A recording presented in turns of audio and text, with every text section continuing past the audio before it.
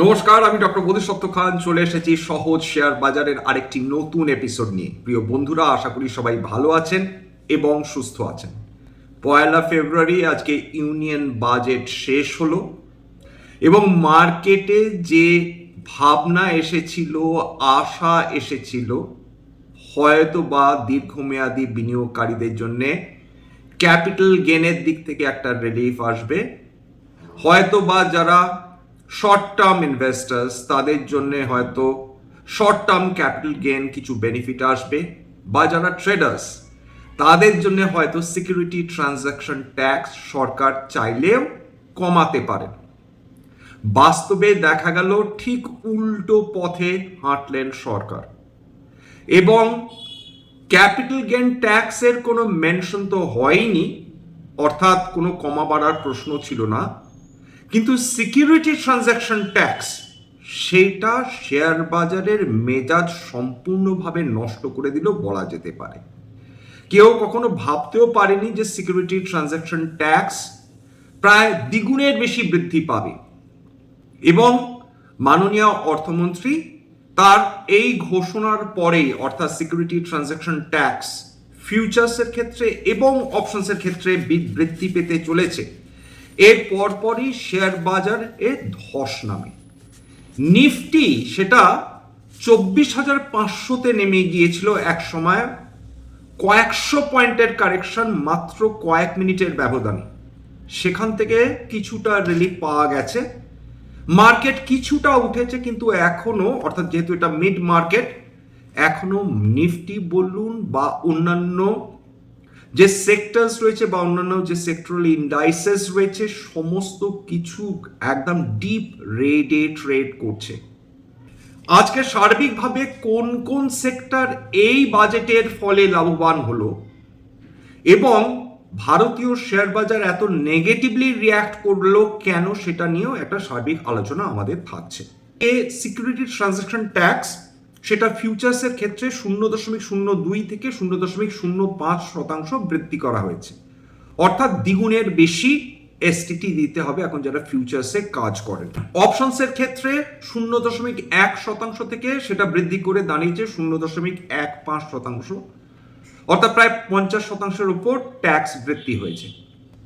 সবাই এই প্রশ্নটা করছেন, এর কি সত্যি সত্যি কোনো প্রয়োজন ছিল?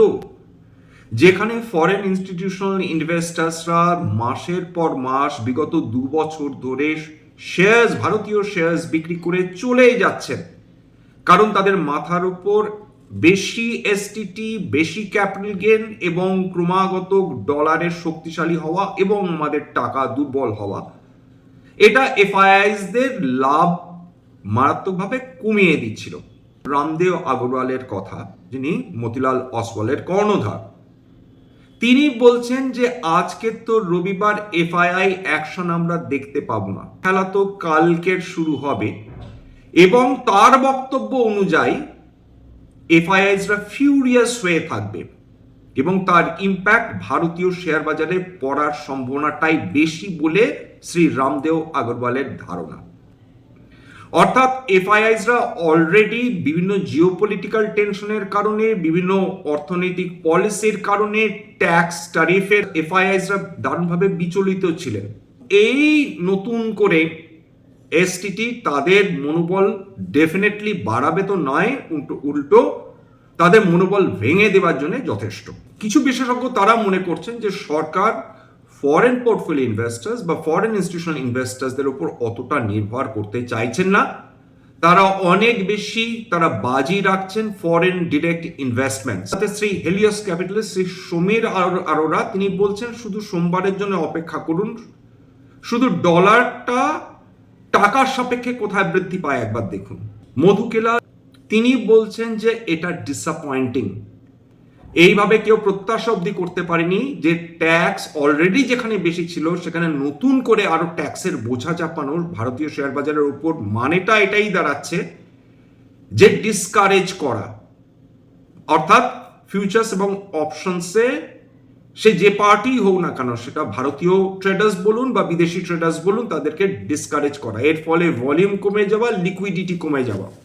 আজকে ক্যাপিটাল মার্কেট স্টকস গুলোর কি অবস্থা হয়েছে একবার দেখুন। এক একটা স্টকস এক সময় প্রায় 13 থেকে 14% নেমে গিয়েছিল, সেটা কিছুটা রিকভার করেছে। মিড মার্কেট ডেটা পরিবর্তন হতে পারে।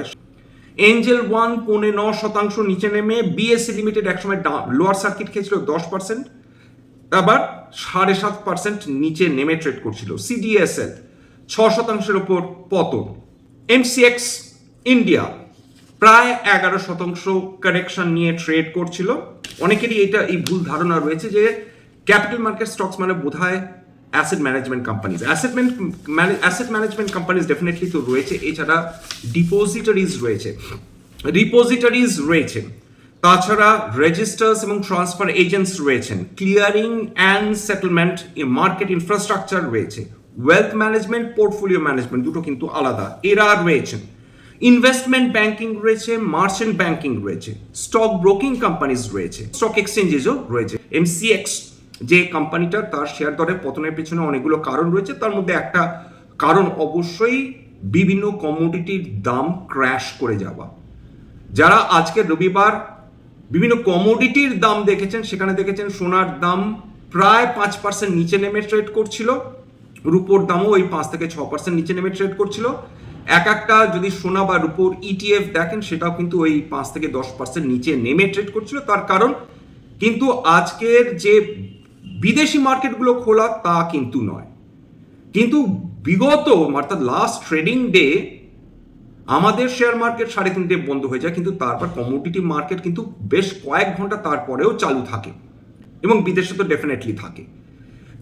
সেই দিন যেটা ক্র্যাশ করেছে আফটার শেয়ার মার্কেট যে আওয়ার্স, সেইটারই আজকের রিফ্লেকশন দেখা গেল আমাদের বিভিন্ন এই সোনার উপর ইটিএফে বা গোল্ড বা রুপোর ফিউচার্সে।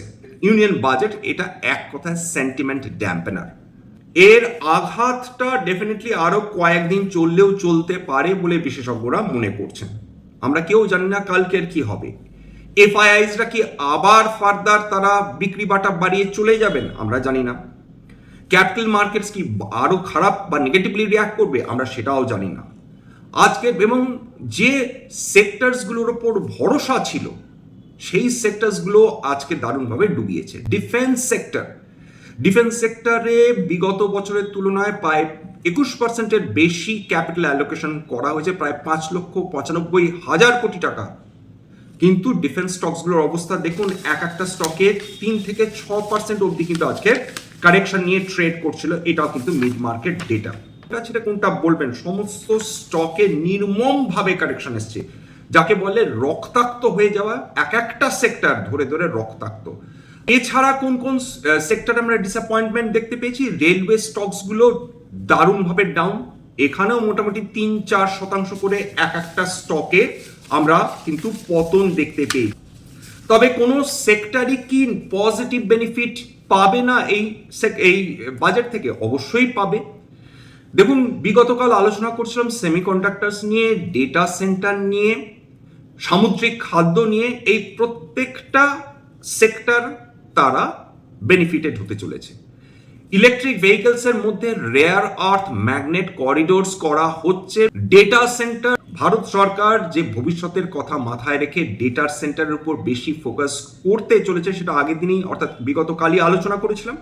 আজকে ডেটা সেন্টারে ওপর অ্যাবসলিউট ফোকাস রেখেছেন ভারত সরকার।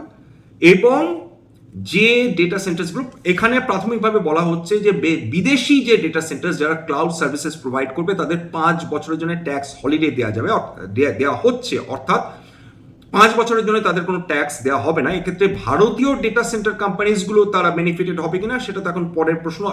কিন্তু এই সময় বিভিন্ন ডেটা সেন্টার স্টকস তারা দারুণ পজিটিভলি রিয়্যাক্ট করছে। এছাড়া লেদার এবং টেক্সটাইলসকে স্পেশাল ইম্পেটাস দিয়েছেন মাননীয় অর্থমন্ত্রী, তারা আজকের পজিটিভলি রিয়্যাক্ট করছে। ইনফরমেশন টেকনোলজি আজকে দারুণ একটা বুস্ট পেয়েছে। কিরকম? বলা হচ্ছে যে তাদেরকে সেফ হারবার দেওয়া হবে, অর্থাৎ টেক tax certainty framework income tax অ্যাক্টের আন্ডার, ইন্ডিয়ান ইনকাম ট্যাক্স আন্ডারে ইউনিয়ন বাজেট 2026-27 দেওয়া হচ্ছে। অর্থাৎ যে আইটি আমাদের যে কোম্পানিগুলো রয়েছে বা তাদের রিলেটেড যে সার্ভিসেসগুলো তারা বিদেশে প্রোভাইড করে বা বিক্রি করে, সেই ইন্টারন্যাশনাল ট্রানজ্যাকশনের জন্য 300 কোটি টাকা তাদের ইনকাম থেকে 2000 কোটি টাকা অব্দি ইনকাম তাদেরকে এই সেফ হারবার রিলিফ দেওয়া হচ্ছে। এবং সমস্ত সার্ভিসেস, আইটি সার্ভিসেস যেমন software development, IT enabled services, knowledge process outsourcing, contact research and development, সমস্ত একটা সিঙ্গেল ইনফরমেশন টেকনোলজি সার্ভিসেস ক্যাটাগরির আন্ডারে আনা হবে এবং 15.15% অবধি কিন্তু কোনো বিশেষ করে অডিট বা ইনকাম ট্যাক্স তার উপর ঝাঁপিয়ে পড়বে না। এটা বিভিন্ন আইটি কোম্পানিজগুলো যারা রয়েছে তাদের জন্য দারুণ বেনিফিশিয়াল সাব্যস্ত হবে এবং তার ফলে আজকের যদি আইটি সেক্টর দেখেন সেটা 1% বৃদ্ধি পেয়ে কিন্তু ট্রেড করছিল। সার্বিকভাবে বাজেটের দিন প্রত্যেকটা মানুষেরই তো খুব স্বাভাবিকভাবে একটা প্রত্যাশা থাকে। বিগত 16 বছর অর্থাৎ এই বছর ধরে 11 বার শেয়ার মার্কেট কিন্তু বাজেটের কারণে নেগেটিভলি রিয়্যাক্ট করেছিল, আজকেরও তার ব্যতিক্রম হয়নি। বিভিন্ন সেক্টরসের মধ্যে হেলথ কেয়ার বেনিফিটেড হচ্ছে, অর্থাৎ বিগত বছরের সঙ্গে যদি এই বছর দেখেন একটা পলিসি কন্টিনিউয়েশন রয়েছে, যেহেতু টেক্সটাইলস এক্সপোর্ট মানে ফেসিং সেক্টর সেটাকে হেল্প করার চেষ্টা করেছেন সরকার, বা লেদার টেকনোলজি সেটাকে হেল্প করার চেষ্টা করেছেন সরকার। ট্যুরিজমের উপর দারুণভাবে ফোকাস এইবার করা হয়েছে। ট্যুরিজম যে সেক্টরটা রয়েছে সেটা ভীষণ ডিসপার্সড এবং সেটা খুব ইন্টিগ্রেটেড এমনটি নয়। সেই ট্যুরিজম সেক্টরকে বুস্ট আপ করার চেষ্টা সরকার এইবারও করেছেন। এছাড়া ফোকাস বায়োফার্মা ওপর, তার ফলে বিভিন্ন যেগুলো কন্ট্রাক্ট ম্যানুফ্যাকচারিং যেগুলো কোম্পানিজগুলো রয়েছে বা যারা অ্যাক্টিভ ফার্মাসিউটিক্যাল ইনগ্রেডিয়েন্টস যারা তৈরি করে তাদের স্টক প্রাইসে আজকের একটা বুস্ট আমরা দেখতে পেয়েছি। মেটাল সেক্টর আজকের যে নেগেটিভলি রিয়্যাক্ট করতোই সে ব্যাপারে কোনো সন্দেহ ছিল না।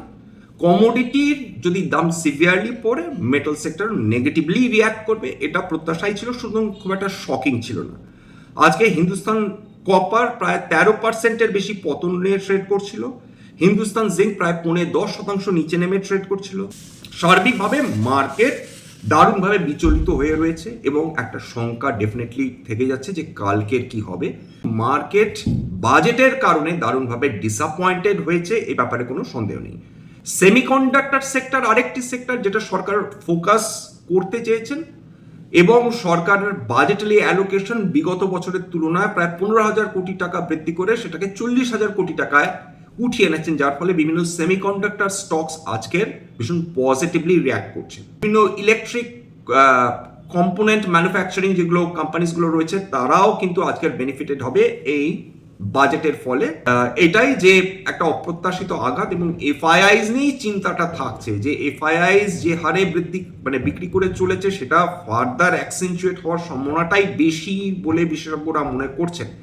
তার প্রভাব ফার্দার কতদিন চলবে, কতদিন এফআইআইসরা শেয়ার বিক্রি করে চলে যাবেন আমরা কেউ জানি না, কিন্তু এই ধরনের পরিবেশ, এই ধরনের সিচুয়েশনস বা পলিসিস কিন্তু অ্যাকচুয়ালি বিদেশি বিনিয়োগকারীদের হতাশ করে, এক ধরনের ডিটারেন্ট হিসেবে কাজ করে বলা যেতে পারে। স্ট্যান্ডার্ড ডিসক্লোজার যে কোম্পানিজগুলো নিয়ে আলোচনা করলাম হতে পারে তার মধ্যে কয়েকটিতে আমার বা আমার পরিবারে বিনিয়োগ থাকলেও থাকতে পারে ভবিষ্যতে, বা অ্যাসেটে ভবিষ্যতে যদি নতুন করে কিনি বা বিক্রি করি আগাম বিজ্ঞপ্তিতে কিনতে বা বিক্রি করতে পারবো না। স্ট্যান্ডার্ড ডিসক্লেমার, এটা কেবলমাত্র একটা এডুকেশনাল চ্যানেল বাঙালি বিনিয়োগকারীদের ইনভেস্টার অ্যাওয়ারনেস বৃদ্ধির জন্য। এখানে কোনো ধরনের কোনো শেয়ারের buy sell recommendation, suggestion, advice আমাকে ইনফ্লুয়েন্স করার প্রচেষ্টা নেই। আমার কথা শুনে যদি কোনো অ্যাসেটে বাই সেল সিদ্ধান্ত নেন ক্ষতির মুখোমুখি হতে পারেন, সুতরাং সবসময় একজন সেবি রেজিস্টার্ড ইনভেস্টমেন্ট অ্যাডভাইসারের পরামর্শ নেওয়ার চেষ্টা করুন বা নিজের ডিউ ডিলিজেন্স করুন। সবার শেষে যেটা বলি, যদি এই ধরনের এপিসোড আপনাদের ভালো লাগে প্লিজ একটা লাইক দেবেন, প্লিজ সাবস্ক্রাইব করবেন। বহু মানুষ দেখেন কিন্তু সাবস্ক্রাইব না করে চলে যান। আপনাদের জন্যই করা বিনামূল্যে এই ধরনের এপিসোড, প্লিজ একটা লাইক দেবেন, সাবস্ক্রাইব করবেন এবং যদি সত্যি মনে হয় আমার বাঙালি ভাই বোনদের জীবনে একটুখানি ভ্যালু অ্যাড করতে পেরেছি প্লিজ নিজে গ্রুপে শেয়ার করে দেওয়ার চেষ্টা করবেন। নমস্কার।